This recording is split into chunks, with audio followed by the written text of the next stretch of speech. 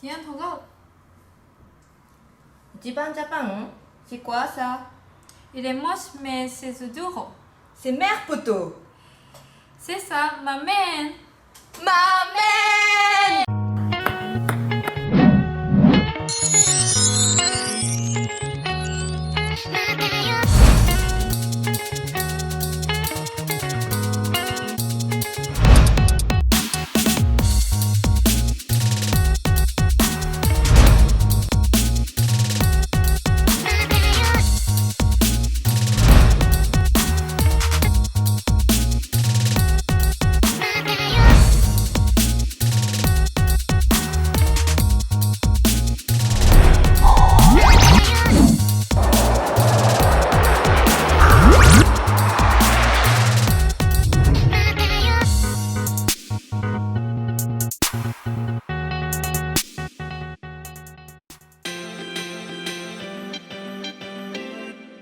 Située à 2 heures de Tokyo sur la route pour aller à Kyoto, Nagoya est une ville très sous-estimée que l'on réduit bien trop souvent à son château. Aujourd'hui, ma mission est donc de vous montrer que Nagoya, c'est quand même sexy comme destination. Quand je découvre une ville, j'aime bien le faire à travers sa cuisine, et pour le coup avec Nagoya je vais être servi puisque c'est une ville qui est faite pour les gourmets solitaires comme moi. Très riche et variée, la cuisine de Nagoya est peu connue en France, mais elle fait vraiment partie des incontournables au Japon. Pour lui rendre hommage, je vous propose de commencer cet épisode par un mini-raid de la bouffe à Nagoya qui vous montrera quelques-unes des nombreuses spécialités de la ville. Donc c'est parti, on part découvrir un peu la cuisine de Nagoya. Direction le premier des 4 restaurants de ce mini-raid de la bouffe. Et on commence par le plat symbolique de Nagoya. C'est misokatsu, spécialité de Nagoya.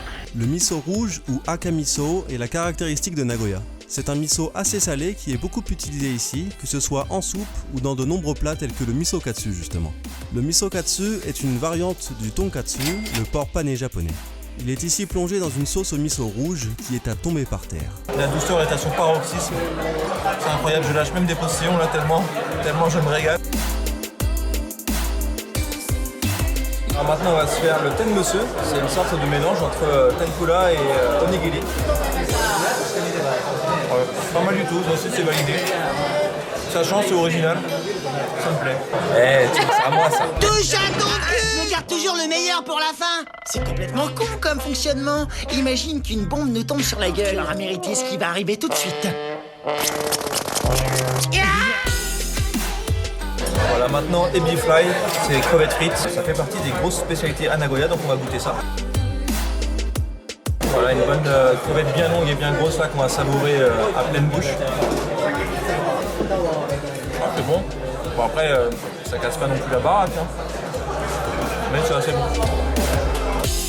J'ai ensuite goûté au doteni, des tripes de bœuf mijotées un long moment dans du miso rouge. C'est un plat dont les Japonais raffolent à Nagoya, mais c'est assez déroutant car plus les tripes de bœuf sont difficiles à mâcher et plus c'est censé être bon. Plus dégueulasse, on fait pas. Mais comme c'est la spécialité du coin, ils en profitent pour augmenter le tarif. Vu la description, je crois que je vais m'abstenir. Le homard à la vapeur m'ira très bien. Ça n'a pas l'air beaucoup plus appétissant. Peut-être, mais avec ça au moins, j'ai l'air classe. Direction maintenant le deuxième restaurant de ce mini-raid de la bouffe pour goûter encore d'autres spécialités de Nagoya. Maintenant on va goûter les tebasaki, c'est une sorte de wings de poulet. C'est une des grosses spécialités, une des grosses fiertés de Nagoya. 手羽先を食べるやり方がありまして、こうちぎります。あとはこれダメなんです。 J'ai ensuite goûté les kulo tebasaki, une variante des tebasaki qui sont plongés dans du miso rouge. J'ai enchaîné avec les alukishimen, des nouilles froides qui se rapprochent des tagliatelles et sont d'une sublime douceur. Autre plat de nouilles très célèbre à Nagoya, les miso nikomi udon. Ce sont des nouilles udon trempées dans un bouillon de miso rouge avec de nombreux autres ingrédients. C'est excellent et ça remplit bien le ventre. Pour le dernier restaurant de ce mini-raid de la bouffe, je vous emmène goûter le Taiwan Ramen. 台湾ラーメンです。台湾だけど名古屋だけ食べれる。台湾にはない。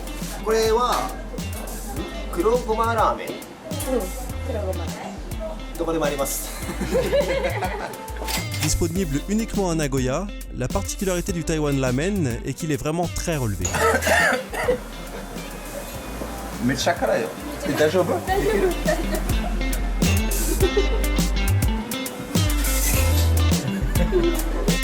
Et c'est sur cette douceur pimentée que s'achève ce mini-rail de la bouffe. On peut désormais partir à la découverte de Nagoya, le ventre plein. Oh, ça c'est la vraie vie.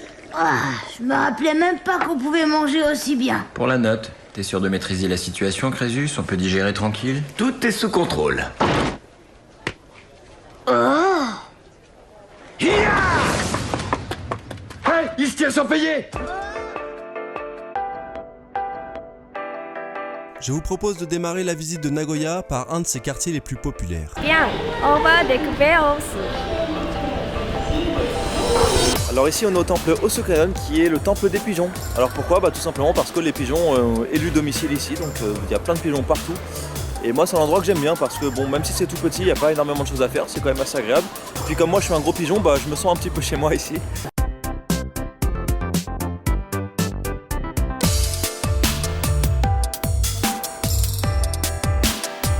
Très petit, le temple Osukanon est un endroit agréable et rempli d'histoire puisqu'il abrite une collection de 15 000 livres anciens, dont le plus ancien manuscrit du Kojiki, le premier recueil sur la mythologie japonaise. Osukanon n'est clairement pas le plus beau temple du Japon, mais il se démarque par ses nombreuses animations. Tous les 18 et 28 du mois, le temple accueille un marché aux puces dans lequel vous trouverez une soixantaine de stands qui vendent plein d'objets traditionnels. Mais Osu ne se limite pas au temple Osukanon, le plus intéressant est justement tout le quartier autour du temple. Juste à côté du temple se trouve l'Osu Shotengai, une longue galerie commerçante qui regroupe plus de 400 boutiques. Les Shotengai sont des galeries commerçantes typiques que l'on retrouve souvent au Japon. Ce sont généralement des galeries couvertes, c'est donc une bonne idée de sortie lorsqu'il pleut. Vraiment j'aime bien ici, il y a de tout, on a pour tous les goûts. Vous aimez les trucs un peu électroniques, vous aimez les trucs traditionnels, vous aimez bouffer, des hot dogs, des spécialités de la région, il y a vraiment de tout et énormément, vraiment énormément de boutiques. En s'écartant un peu des artères principales, on découvre alors d'autres petits temples et sanctuaires, avec notamment le temple Bonshoji et son Karakuri, un spectacle de poupées mécaniques qui retrace l'histoire d'Oda Nobunaga, personnage très important dans l'histoire du Japon et originaire de la région. Enfin, le quartier d'Osu est aussi connu pour accueillir le World Cosplay Summit, le plus grand concours de cosplay au monde qui se déroule chaque année à Nagoya.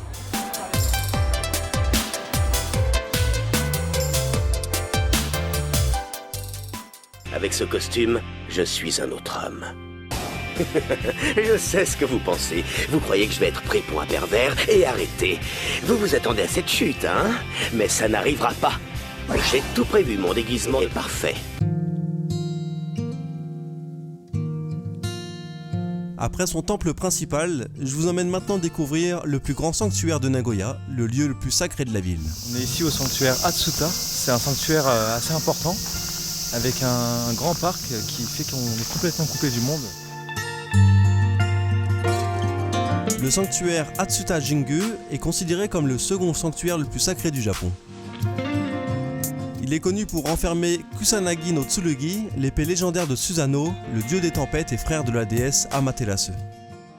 Cette épée est l'un des 3 trésors impériaux du Japon, avec le miroir de bronze Yata no Kagami et le pendentif Yasakani no Magatama.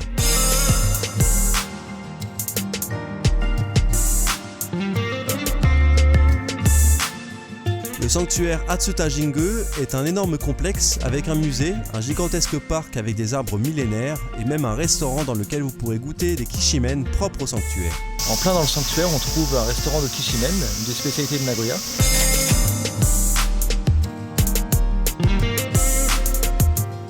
Le sanctuaire étant un des plus importants du Japon, de nombreux événements tels que des mariages ou festivals sont organisés tout au long de l'année.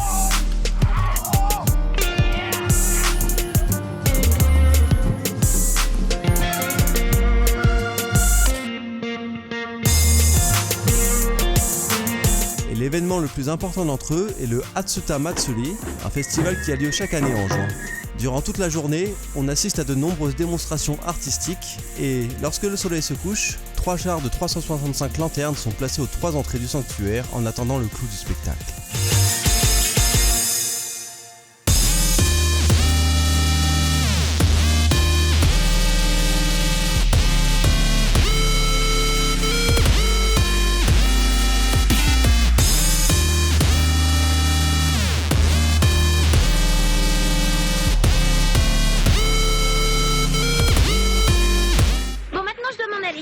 D'accord. Je vais peut-être rester encore un petit peu. Il n'a rien de plus intéressant à faire? Non, je veux regarder le feu d'artifice.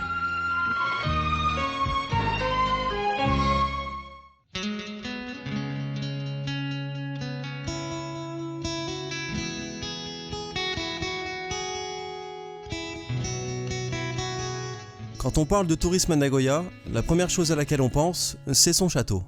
Pourtant, même s'il n'est pas inintéressant, ce n'est pas forcément l'endroit que je vous recommande. C'est en fait un château assez moderne et l'intérieur est une sorte de musée.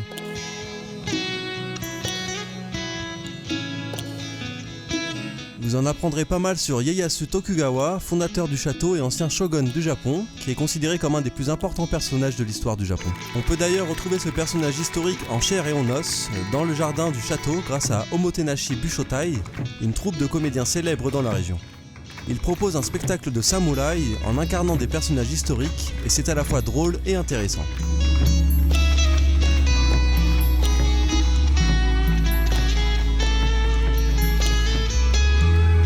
Le château de Nagoya date de 1609. Il est très célèbre. Il a été construit sur l'ordre de Ieyasu Tokugawa. C'est l'empereur qui a offert les poissons en or que l'on voit sur le toit. C'est justement pour ça qu'on le nomme le château d'or. C'est magnifique. Ça se voit que tu es du coin, tu expliques bien. Je suis très content qu'on soit enfin arrivé chez toi à Nagoya. Mais s'il y a un château que je vous conseille de visiter dans la région, c'est plutôt celui d'Inuyama, une ville très jolie située à une demi-heure de Nagoya. On est à Inuyama, une ville juste à côté de Nagoya. Et vous allez voir, c'est assez sympa, c'est désert. Mais il y a une attraction majeure dans cette ville, c'est son château, qui est un des mieux conservés du Japon. Épargné par les guerres et tremblements de terre, le château d'Inuyama est souvent considéré comme le plus vieux château japonais encore debout. Voilà, on est devant le château de Inuyama. L'intérieur du château est donc celui d'origine, tout en bois avec d'énormes escaliers qui rendent la montée difficile.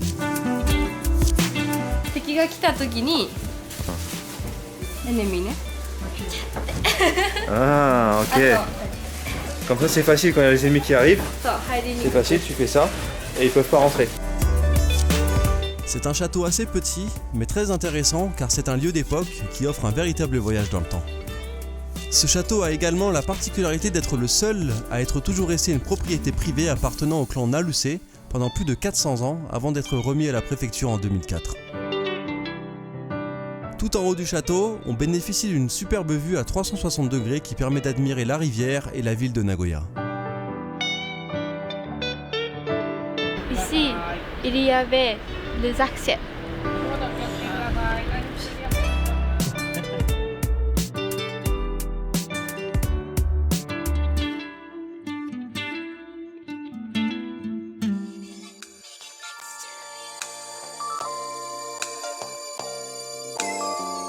Nagoya, c'est aussi une ville qui bouge pas mal la nuit, et pour s'en rendre compte, je vous emmène dans le quartier de Sakae. On est ici à Sakae, c'est l'endroit le plus animé de Nagoya, c'est un peu le centre-ville, beaucoup de clubs, de restaurants, de bars, de karaoké, donc c'est très sympa, c'est un endroit cool à faire la nuit.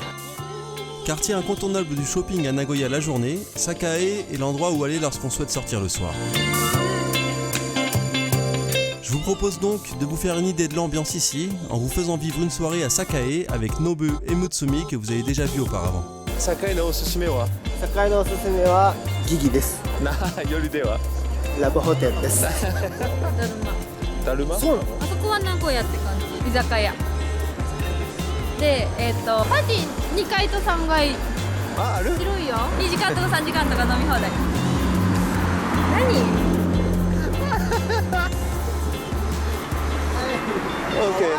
可愛いじゃないよ。行こう行こう。C'est bon Nagoya. 最高名古屋。Dans le monde, il y a beaucoup de choses bizarres et on ferait bien de s'en méfier davantage. C'est vrai. Et rien que devant moi, il y a un type bizarre, si tu vois ce que je veux dire. カラオケに行こう。ソフトタッチカラオケにソフトタッチ行こう。オッケー。カラオケ？はい。お酒飲んでフリータイムですか？980円。980円は多分どこ行ってもこの辺じゃ無理だと思う。1260円。すごいお酒アルコールお兄さんならいけるって。どこでもきついと思いますよ。ソフトドリンクだったらそれぐらいでできる。ソフトタッチはしていいんですけど。あー硬いな、全然ダメ。アルコールがいい。頑張って下げても2520円ぐらい。だけよ。お兄さんならできるって。ソフトタッチしてるから。ソフトタッチはいいんですけど。ごめんなさい。こっちのソフトタッチをして。こっちは大丈夫ですけど。そっちもカラオケネゴシエこういう忙しいところはそう。え、ノブソフトタッチネゴシエーションできる？ソフトタッチさせてください。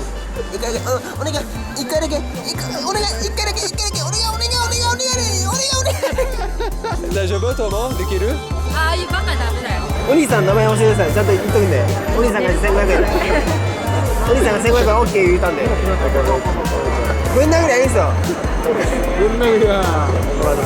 俺の給料あいのボケっつって。お兄さん抜きます。これ着とる意味ないじゃないですか。フライドポテトサービス。ポテトサービスとたこ焼きサービス。とビールサービス。おし他のサービス。ポテトと他の。ソフトクリーム。あ、ソフトクリームも食べ放題。オッケー、食べ放題。アイスクリーム食べ放題3つ100。でもたこ焼きは？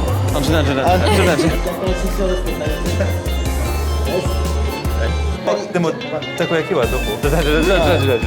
ジャパニーズカルチャーです。コミュニケーション。Always コミュニケーション。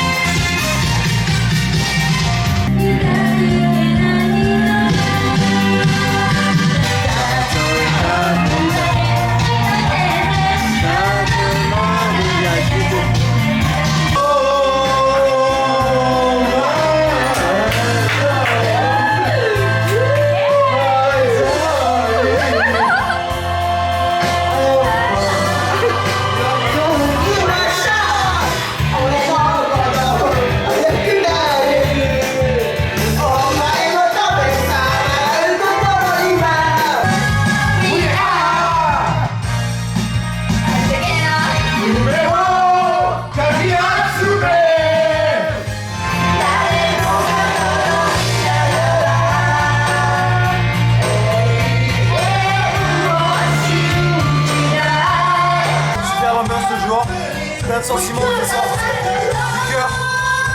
Le cœur, il fait ressortir plein de sentiments quand on chante. C'est juste incroyable. Allez, réveille-toi. Mais où c'est-il donc ce qu'on est? Ben, au karaoké. Mais qu'est-ce que tu racontes? Ma parole, mais tu as bu? Allez, réponds à ma question, regarde, tout le monde t'écoute. Mais il n'y a que toi et moi. Désolée, mais tout le monde est déjà parti. Qu'est-ce que tu racontes? Regarde, ils sont tous là autour de la table, voyons. Oh. Après avoir passé toute la nuit au karaoké, on est allé goûter le gula toast, une spécialité de Nagoya que l'on mange au petit déjeuner. Il s'agit d'une tartine recouverte de pâte de haricots rouges et de beurre ou margarine. Ouais, il est 16h du matin, c'était super le karaoké. 1400 yens seulement. Et on s'est amusé pendant toute la nuit, donc c'était génial. Vraiment super convivial, très magnifique. Donc très content. Merci à tous. Et je vous dis bonne nuit, de toute façon il faut dormir quand même un petit peu. Hein. Parce que c'est bien, hein, c'est important de dormir dans la vie. Donc dormez. Oh merde, crie pas si fort. Oh putain, ma tête. Oh, vous puez l'alcool. Je vais vous réveiller, moi. Maintenant, debout. À partir de maintenant, je vous emmène hors de Nagoya pour découvrir quelques endroits dans la préfecture d'Aichi, dont Nagoya est la capitale. Direction tout d'abord Gamagori, une ville située à 1 heure de Nagoya. 愛知県侍がいっぱいいる。愛知県はなぜブサイクが多いか。江戸時代に徳川家康秀吉、がいて、人たちが可愛い女の子をピックアップして東京に行ったから愛知県はブサイクが多いんです。 Il faut par contre nuancer ce que dit Nobu en se replaçant dans le contexte de l'époque où l'on considérait qu'une jolie fille ressemblait à ça. On a donc rejoint une amie de Nobu pour visiter Laguna, l'endroit le plus animé de Gamagoli. On est ici à Laguna, à l'intérieur il y a un petit marché avec des produits frais, ça a l'air vraiment excellent, on peut goûter plein de petits trucs, je pense qu'on va bien se faire plaisir, on va bien manger parce que ça a l'air vraiment excellent, que des produits frais.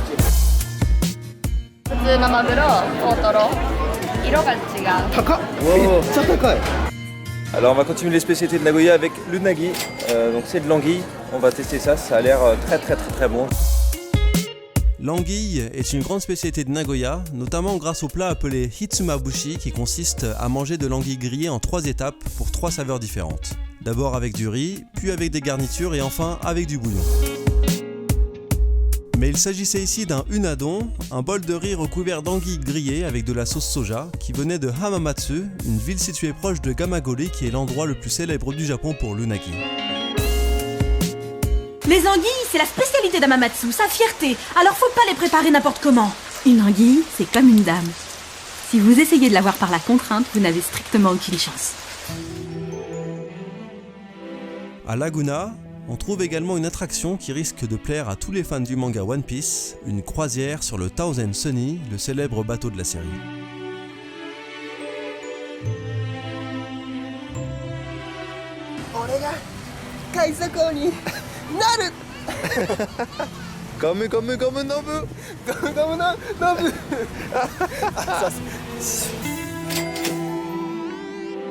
Il s'agit d'une croisière de 30-40 minutes, durant laquelle on peut se balader librement pour profiter de nombreuses animations qui rendent hommage à One Piece.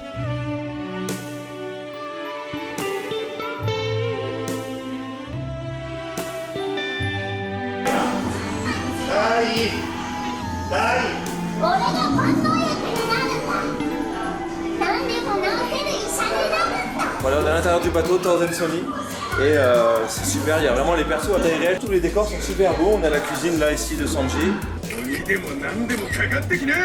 Ah, ils ont même les voix qui parlent quand on approche. Ils sont extrêmement bien faits.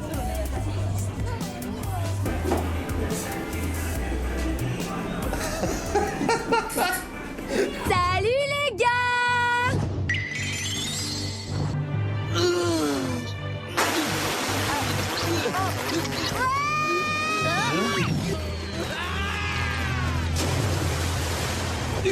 Une beauté, une merveilleuse beauté. C'est vraiment super sympa, on s'y croirait. Et là, en pleine balade sur le Thousand Sunny. Ça fait super plaisir, c'est très agréable. Chinchin no futsu tabeta. Chinchin power. Doko demo chinchin dekisu. Nobu wa no futsu tabeta. Nobu nobu nobi. Nobu nobu nobi. C'est quoi? Kotomo. Et maintenant je vais faire caca dans les toilettes de Luffy, hein. Je vais m'asseoir sur le trône du futur roi des pirates et puis je vais poser la petite pêche, hein, tranquillement. On ne peut pas rester ici quand il lâche des caisses, ça fouette. Tu m'étonnes.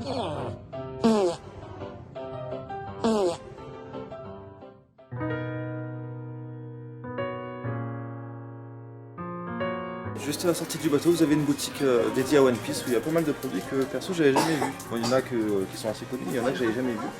C'est sympa, c'est pas si cher que ça en plus, hein. J'ai l'impression.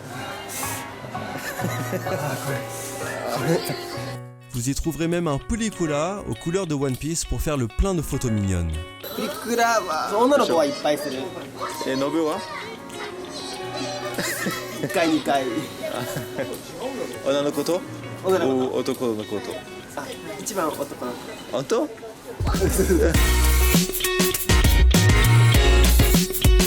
？On va la faire comme tous les mecs qui font des vidéos unboxing là sur YouTube.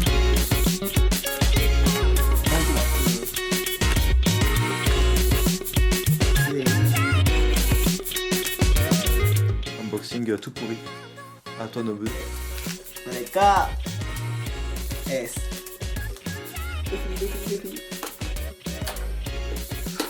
これ。なんだこれ。Cavendish. Voilà, unboxing de... マジか。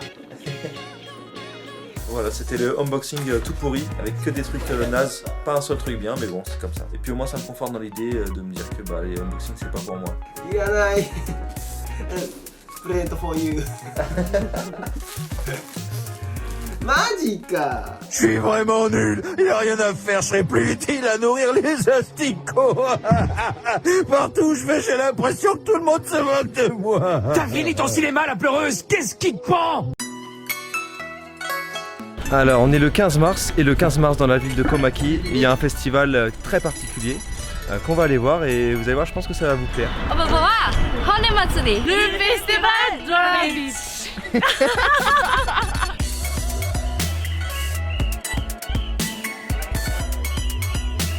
Le 15 mars de chaque année, dans la petite ville de Komaki, se déroule le Honen Matsuri, le deuxième plus important festival de la fertilité après le Kanama Matsuri qui a lieu début avril près de Tokyo. Le Honen Matsuri est beaucoup moins touristique, donc plus authentique. On vous sert du saké gratuitement et à volonté durant toute la parade. Bon, ça fait je sais pas combien de verres qu'on me sert là, ça doit faire au moins 6 ou 7 là. À chaque fois que mon verre est vide, les gens n'arrêtent pas de me resservir. Si ce festival peut bien sûr faire sourire, il s'agit tout de même d'une tradition vieille de 1500 ans et qui relève du sacré puisque c'est avant tout une cérémonie religieuse. On y vient pour s'amuser, oui, mais aussi et surtout pour prier et espérer avoir un enfant, trouver l'amour ou souhaiter tout cela à un proche.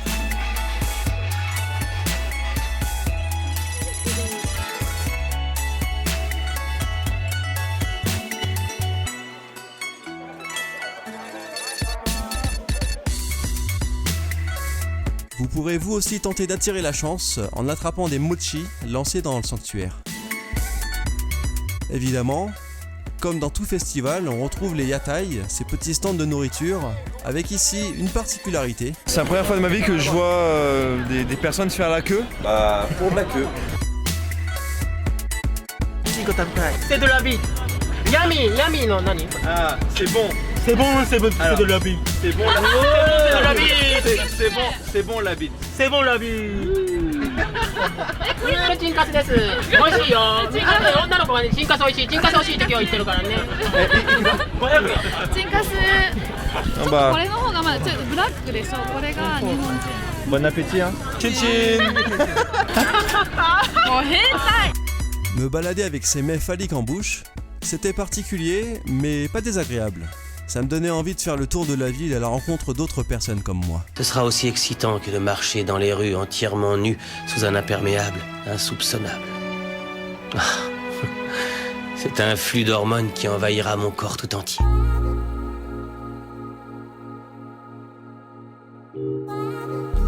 Je vous emmène maintenant découvrir un endroit exceptionnel à explorer durant l'automne.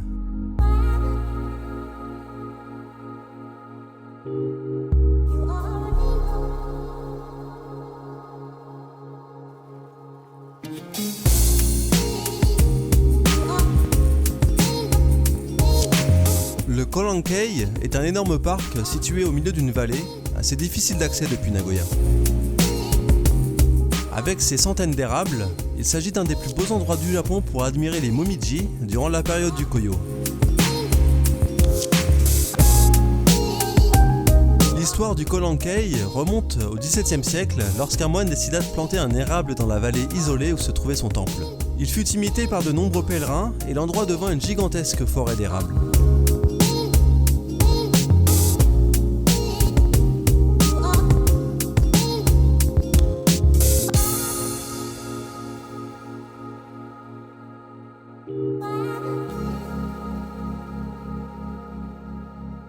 Chaque année en novembre a lieu le Korankei Momiji Matsuri, le festival d'automne où l'on peut venir profiter d'illuminations à couper le souffle. C'est juste magnifique.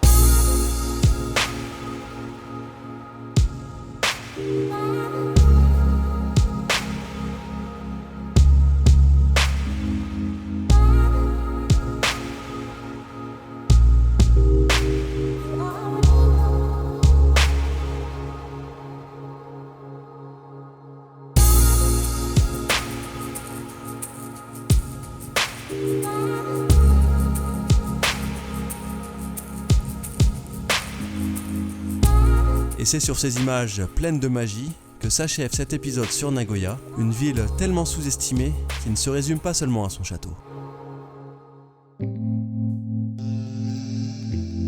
Pour cet épisode, je vous propose de rencontrer Miki, une japonaise de Nagoya qui a vécu plusieurs années en France.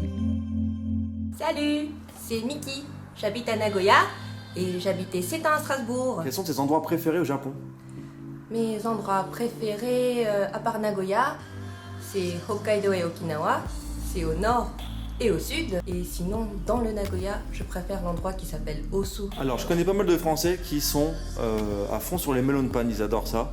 Mais il y a d'autres biscuits, bien sûr, il y a d'autres trucs à goûter au Japon. Et qu'est-ce que tu conseillerais, toi, comme biscuit à goûter? Un biscuit? Je sais pas, mais... Super question, t'as vu. Voilà. Les chocolats. Il y a un chocolat qui s'appelle Petit Bit. Il est très bon. C'est comme ça. Il y a des amandes dedans, c'est croustillant. Ah ouais. Ça fond dans la bouche ou pas? Ça fond dans la bouche. En plus, il y a du chocolat blanc, chocolat noir, mix, et c'est délicieux. Qu'est-ce que tu détestes le plus chez les Français? Est-ce que t'aimes pas trop? C'est bien que vous fumez dehors, mais par terre, les gommer, c'est vachement dégueulasse. Je pense ça vraiment dommage parce que vous avez une belle vue. Par exemple, Paris, c'est génial. Quand on regarde par terre, il y a des crottes de chiens, des gommets, je pense ça vraiment dommage. Après, je pense que les Français critiquent beaucoup les gens. Qu'est-ce que tu peux nous dire sur l'amour et la sexualité au Japon? Pour la relation sexuelle, je sais pas trop. Moi, je pense que toutes les nationalités, c'est la même chose. Les hommes, c'est les hommes, les femmes, c'est les femmes. Pour avoir une relation avec un garçon et une fille, je pense que les Japonaises sont très gentilles. Parce que j'ai un ami français, il veut que sortir avec une Japonaise. J'ai dit pourquoi? Il me dit, si j'ai une copine française et que ma chambre elle est dégueulasse, et que si ma copine française vient, elle dit c'est quoi ce bordel? Mais si c'est une copine japonaise, elle va ranger la chambre pour toi. Et je pense que ça c'est très japonais. Et oui, mais lui il est sérieux aussi de dire ça. Oui, mais c'est ce qu'il m'a parlé. Mais il a quel âge? Il a 15 ans ou c'est comment? Non, il a 20 et quelques. やっぱり日本の女の子は男の人を立てる習性があるけど、立てたいかって言われれば立てたくないのかもしれないけど、まあ優しいのと、もちろんその人のことが好きだからやるのもあるけど、やっぱりレディーファーストされると嬉しいと思うし、男の人が家事とかもやってくれたら嬉しいと思ってると思います。Quel est le cliché que peuvent avoir les étrangers sur le Japon et qui peut t'énerver ou que tu as envie de réfuter là? La cuisine japonaise, je pense que les étrangers, ils pensent que c'est pas calorique. Par exemple, du sushi, il n'y a pas de calories, c'est healthy, c'est bio. Mais en fait, il y en a qui mangent de ramen, des trucs comme ça. Par exemple, le tonkatsu, c'est vraiment calorique, c'est entre 400 et 700 calories. Alors la cuisine japonaise, je vais pas dire que c'est... qu'il n'y a pas de calories. Ça, c'est une grande confusion. Et les melon pan, c'est comment? Ah, le melon pan, c'est sucré. C'est ce que vous imaginez. Il y a du beurre dedans. Donc... Et toi, t'aimes bien le melon pan d'ailleurs ou pas? Non, j'aime pas parce que... Si, dehors, les biscuits, c'est bon, mais à l'intérieur... Tu penses que c'est difficile pour un Français de vivre au Japon? Le Japon, c'est un île. Donc, je pense que... Il n'y a pas beaucoup de gens qui acceptent les étrangers. Donc, je ne dis pas pour les Français, mais pour tous les étrangers, je pense que c'est un île un peu plus difficile que les autres. Mais les Japonais sont très généreux. Pour trouver du travail, si vous ne parlez pas japonais, ça serait difficile. Et puis comme au Japon, on travaille plus que les Français, je pense que si vous voulez prendre des vacances, des choses comme ça, je pense que c'est difficile de travailler dans une société japonaise. Merci Miki, c'était très intéressant, merci. Donc je te dis à bientôt. À bientôt et je vous attends à Nagoya. Bisous. Pour ce mot de la fin, on laisse la parole à Nobu. Watashi no takaramono,